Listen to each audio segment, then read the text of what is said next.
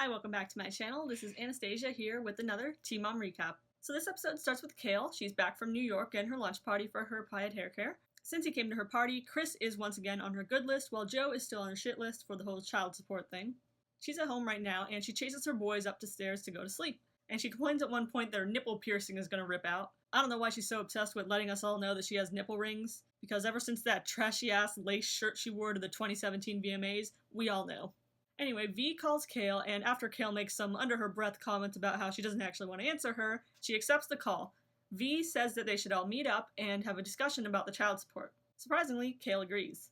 Over at Chelsea's house, Aubrey gives some milk to Watson and cuddles him and takes care of her siblings a little bit. Chelsea is super grateful for Aubrey's help. I mean, just in this scene, Aubrey's helped more with the kids than Adam's helped with the kids his entire life, so... Chelsea feels bad because Lane was born so close to Aubrey's birthday, so they didn't really get to celebrate Aubrey's birthday. So she plans to take her to an escape room to celebrate now a little late. Louis has been saying he wants to see Stella again, despite his utter humiliation and rejection last time. Briana doesn't know if he'll even show up since last time was such a failure. Also, Devon has been working a lot recently, so he's been inconsistent too with seeing Nova. Nova tries to FaceTime him, and he doesn't answer. Later, Briana picks up Nova from school and asks if she has homework. Nova jokes that no one wants to do homework except for Briana, and Briana warns her that not doing your homework means you forget everything you learned in school. Guess Briana's sex ed class never gave her homework. They start chatting about how Louis is visiting Stella soon, and Nova says that Devon and Louis are one and the same, because they both say that they're going to show up and then they don't. Briana tells Nova to call out Devon when he bails on her, but she doesn't seem comfortable doing that. Most likely, she's just so glad to see her dad that she doesn't want to ruin it by saying something like that. She's seen how her family blows up. Then, in one of the saddest moments I've seen on this show, Nova says that it's her own fault that her dad doesn't show up because she's the one who doesn't call him. I was begging for Briana to please say something otherwise, and thankfully she reassures Nova that it obviously isn't her fault, and that her dad is the adult and it's his job to call her. They've been painting Devon to be so much better in comparison to Louis, but that isn't really a high bar to set. If watching this doesn't wake Devon up, I don't know what will. It was kind of heartbreaking watching Nova say that, and I don't even know these people. The new carpet is going up in Leah's house today, meaning they're getting closer and closer to the time when she's supposedly gonna have to leave Jason's house. If she's not living with him, like she says she isn't. You know she's just been putting this off as long as possible. Probably visited her house, like turned a few faucets on, and then came back like, oh my god guys, it's flooded again, guess we'll have to go back to Jason's. Maybe stay there another year, why not? The three girls seem eager to go back to their own house, and they ask, well, how can this feel like a home without a carpet? I can't wait to not have any more hardwood floors. I never knew that was a thing, not having a carpet. I mean, my house has always had hardwood floors all my life. I guess I'm a broke bitch. Or maybe the carpet just helps out since they're so wild, probably falling down all the time, I don't know. Leah does at least admit that once her house is done, if she doesn't stay at Jason's, he's probably going to stay with them. So she doesn't have a particular goal in mind about who's going to be where, she just wants to see how it goes. Everyone's favorite mom, Janelle, is back in this episode. Yay. She's driving with Kaiser, who already looks so much older than when we last saw him on this show. We move on to Nathan, who's at the gym with his friend. They talk about his court case coming up, where he's going to try to make Doris the intervener between him and Janelle. Nathan says that Doris actually initially filed this to try to get leverage in Kaiser's life, when Nathan himself couldn't because of his pending domestic violence charges. Now that those charges are dropped, she still wants to be a part of it, which he says is fine with him, but he filed his own custody motion, and he's simply waiting for the intervener case to settle so he can move forward on that one. So many court dates, it's almost like a full-time job. Kail's getting ready for the meeting with Jo and V. She says she respects that V is so neutral and willing to hear Kail out. She doesn't think she herself will be able to see Jo's side because the only thing she thinks she owes him is paying back the child support that he's paid her since they got 50-50 custody. Kail also isn't going alone. She's dragging Chris along to this little confrontation even though it doesn't have anything to do with him. I was surprised when she said that he offered to go with her because I don't know who would want to be in the room with an angry Kail and her baby daddy. No doubt she bribed him or blackmailed him with something. Even Kail admits she knows she gets very loud and defensive in situations like this, and she hopes maybe Chris can calm her down. Briana talks to Roxanne about how she feels Devon is still not doing enough for Nova. Roxanne agrees and says that Nova is starting to notice how much time she spends with Briana's family as opposed to Devon and his family.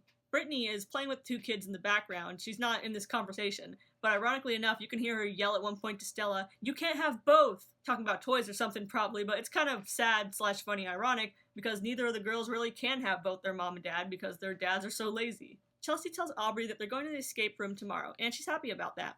Chelsea tells her not to be a turd butt. I guess it's better than cursing in front of her. Janelle is shaking really bad in her next scene. But dude, it's totally not the drugs, it's just a shot of espresso.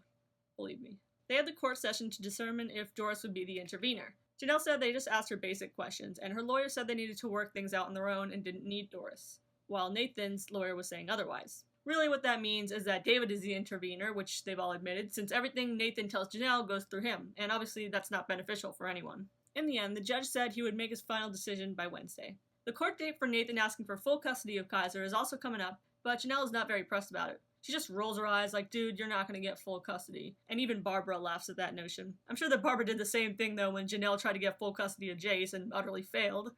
Janelle thinks the only reason that Nathan is even trying is to make himself look good. The carpet is officially back in the house, and Leah says they're starting to move all their stuff back in. When she opens the door, the girls are super happy and they roll around the whole house on the carpet, generating a ton of static electricity. The V/Joe/Kail/Chris sit-down session was not filmed, but Kail talks about it afterwards. She said it was awkward and that she did indeed start to get heated at certain points, but before she went full-on Hulk smash mode, Chris told her to shut up, so she shut up. Joe revealed the reason he's been so low on cash lately is that he invested a lot of his money into his real estate business. Kail still felt that wasn't a good reason, as she herself has started businesses and ventures and never asked him for money for the kids. And she said that no one would ever let it slide if she went to him asking for money. And she's right, I couldn't imagine how much everyone would blast her if she went to Joe and said, hey, I spent all my money on pothead hair care, can you pay for Isaac's necessities? In the end, she ended up being less mad at him, which is an improvement. She agrees to reimburse him for the child support, and he said that as long as she was willing to help him out every now and then, that was the end of it. Kail said V is the best thing that ever happened to Joe because V arranged this whole thing and stayed neutral the whole time, despite Joe being her husband. Louis actually shows up to their meeting at Brianna's apartment, and when he opens the door, Brianna says to Stella, "Who's that?" It's not even a rhetorical question, she legitimately does not know. However, I'm relieved and glad to see that this meeting goes way better than the last one. Stella actually waves at Louis, lets him pick her up and hold her, and they play together a little. As hilarious as it was last time, I'm glad Louis decided to try again and see how much better it went, and was able to bond with his daughter a little more. Louis talks a little bit about how he likes being in Orlando much better than being in New York, and that he's going to start looking for a job again soon. And again, he promises to visit more often.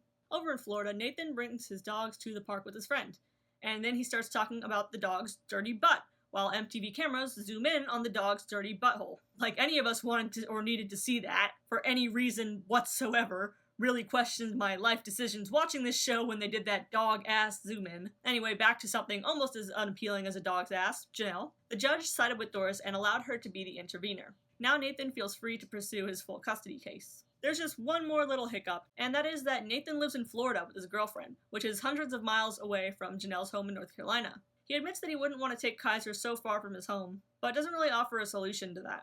He says he won't care about Janelle's feelings if she does lose custody, and that she has so many CPS cases against her anyway that it's clear she's not providing well for his son.